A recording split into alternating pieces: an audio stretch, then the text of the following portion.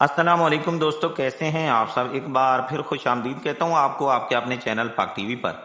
تو دوستو، آج میں آپ کو مسلمانوں کے 8ویں امام اور سلسلہ عصمت و طہارت کی 10ویں کڑی، جن کے والد ماجد حضرت امام موسیٰ کاظم علیہ السلام اور والدہ ماجدہ جناب ام البنین عرف نجمہ خاتون تھیں۔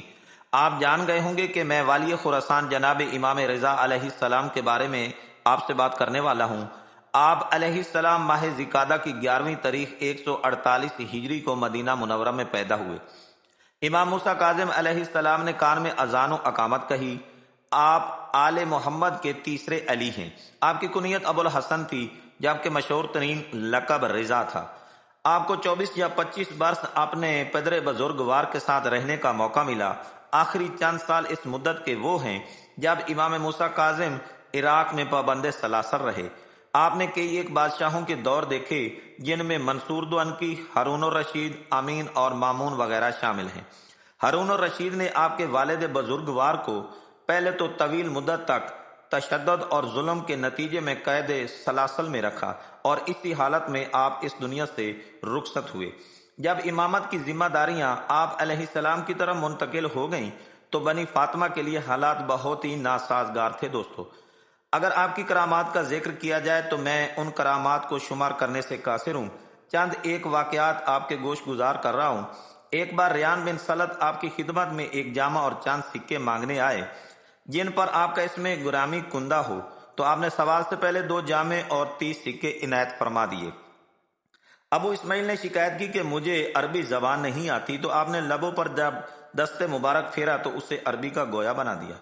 جب آپ ولی عہد تھے تو لوگ قصیدے پیش کرنے کا قصد کرتے تو آپ خوش ہوتے، لیکن مصائب پر آپ خوب آنسو بہایا کرتے، اور اپنے جناب امام حسین علیہ السلام کے غم میں آپ کی ہچکی بن جایا کرتی تھی۔ جب آپ علیہ السلام مدینہ سے مرو یعنی خراسان تشریف لائے، جب نیشا پور پہنچے تو علماء فضلاء شہر نے بیرون شہر حاضر ہو کر رسم استقبال ادا کی۔ ابا صلاح سے مروی ہے کہ اثناء سفر میں جب آپ خراسان پہنچے تو دن ڈال چکا تھا۔ آپ فریضہ ظہر ادا کرنے کے لیے سواری سے اترے۔ آپ نے تجدید وضو کے لیے پانی طلب فرمایا۔ عرض کی گئی کہ مولا، اس وقت یہاں اس بے آب و گیا میں پانی کہاں سے آئے؟ یہ سن کر آپ نے ایک زمین پر پڑے ہوئے پتھر کے نیچے سے چشمے کو جاری کیا اور وضو کر کے نماز ادا فرمائی۔ یہ چشمہ آج بھی جاری ہے اور وجہ شہرت نیشا پور بنا ہوا ہے۔ تو دوستو، ویڈیو ابھی جاری ہے، مگر میری آپ دوستوں سے ایک مؤدبانہ التماس ہے کہ جن دوستوں نے ابھی تک میرے چینل پاک ٹی وی کو سبسکرائب نہیں کیا تو براہ کرم میرے چینل کو سبسکرائب بھی کر لیں اور ساتھ لگے بیل آئیکن کو بھی دبا دیں۔ ہو سکے تو کوئی اچھا سا کمنٹ بھی کر دیں، ویڈیو کو دوستوں میں شیئر کر دیں۔ اللہ تعالیٰ آپ کو جزا دیں۔ تو بڑھتے ہیں ویڈیو کے مزید حقائق کی طرف۔ تو آپ علیہ السلام نے اپنے علمی مناظر عالم نصارہ، عالم یہود اور عالم مجوس سے اس انداز میں کیے کہ انہیں منہ کی کھانی پڑی اور حق کا بول بالا ہوا۔ آپ کی تصانیف میں صحیفۃ الرضا، طب الرضا اور مسند امام رضا ہیں، جن کے تراجم ہو چکے ہیں۔ مامون الرشید نے جب آپ کی شہرت بڑھتی ہوئی دیکھی، آپ کے لیے انگوروں میں زہر ملا کر آپ کو شہید کروا دیا اور بظاہر ماتم برپا کر دیا۔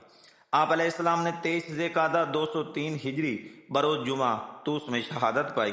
اب یہ شہر مشہد الرضا کے نام سے مشہور ہے۔ میری اللہ تبارک و تعالیٰ سے دعا ہے کہ وہ آپ سب کی ہر جائز حاجت کو پورا فرمائے۔ اس کے ساتھ شامل ہو جائیے سلام امام رضا میں۔ السلام علیک یا غریب الغرباء، السلام علیک یا معین الضعفاء والفقراء، السلام علیک یا انیس النفوس، السلام علیک یا ایھا المدفون بارض طوس، السلام علیک یا علی ابن موسیٰ رضا، السلام علیکم ورحمۃ اللہ وبرکاتہ۔ اسی سلام کے ساتھ اور ڈھیر ساری دعاؤں کے ساتھ آپ سے اجازت چاہتا ہوں۔ اللہ آپ سب کا آمین ناصر ہو۔ ملتے ہیں کسی اور ویڈیو میں، تب تک کے لیے اپنا بہت سارا خیال رکھیے گا۔ اللہ آپ سب کا حامی و ناصر ہو۔ فی امان اللہ۔ اللہ حافظ۔